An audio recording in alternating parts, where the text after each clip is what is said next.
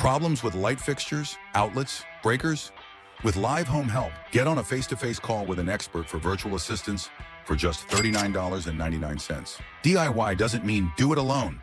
So first I started off by just stacking some boxes to help alleviate the weight from the previous light. This just makes it easier when disconnecting the wiring. And so you're not having to hold up the light. Then you're going to remove this nut.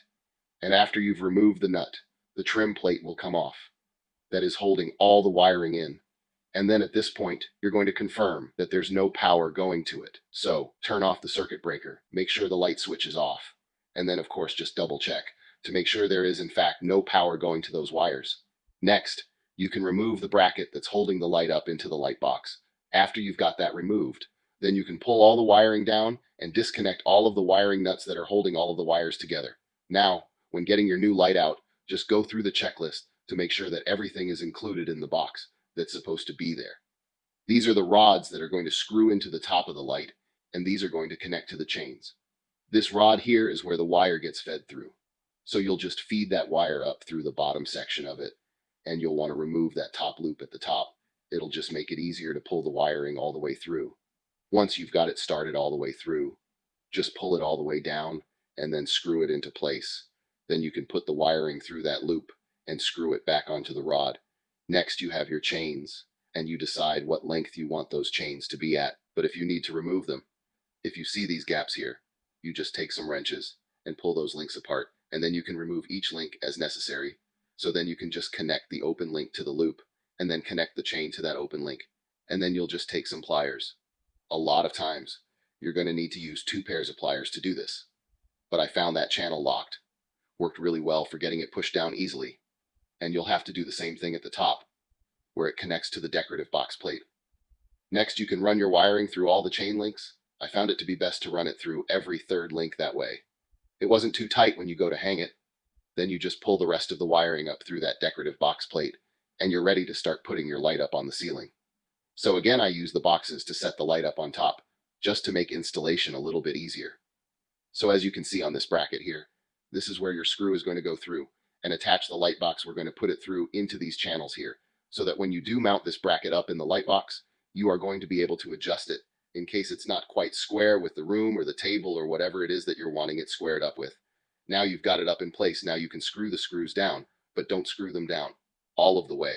At this point, you can now square up the plate. Should you find that you need to, after you've done that, then you can tighten it down. Next step, you're going to use a safety hook. And the safety hook is just basically for if it was to come falling down, that hopefully that would catch and it wouldn't come all the way down. So these are the 3 wires that come with the light.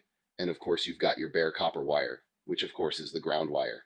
And then you're going to have your 2 black wires, which are your line or your feed wire that's supplying the power. And then your neutral, and the one I'm touching now is the neutral wire. And the way you can tell that it's a neutral wire, it's got little ridges on it. It's not smooth. Whereas on the line wire, you're going to be able to feel it, and it's going to be completely circular and smooth. So first, we're going to start by tying off the ground wire to the bracket itself that's coming out of the ceiling. And then after we've gotten that tied around the ground screw, we'll just tighten it down. Next, you'll take the bare copper wire coming out of the ceiling and attach it to the ground wire for the light and just put a wire nut on top. Next, we're going to do the neutral wire, which again is the black wire with the ridges on it. You'll attach it to the white neutral wire coming out of the ceiling, and again, another wire nut. As you're doing this, just push them up into the box itself. And last, we're going to do the line wire, which is the only wire remaining, and again, another wire nut, and then just push those wires up into the box as well. And then once all of your wiring is done, then all you have left to do is tuck all of those wires away and put that decorative plate through the bolts. And then use the nuts that are supplied with the light itself and tighten it down. You want it to be fairly tight up against the ceiling. And then once you've got that last nut on, then just look to make sure that everything is square in the way that you want it to look. So now all the wiring is done. The light is mounted up on the ceiling. All that's left to do is flip that circuit breaker back on, flip the switch, and take a look at how the room has really been transformed just by changing out the light fixture. The room now has a lot of character added to it. It's a little bit brighter, and it really just makes the home feel a lot more homey.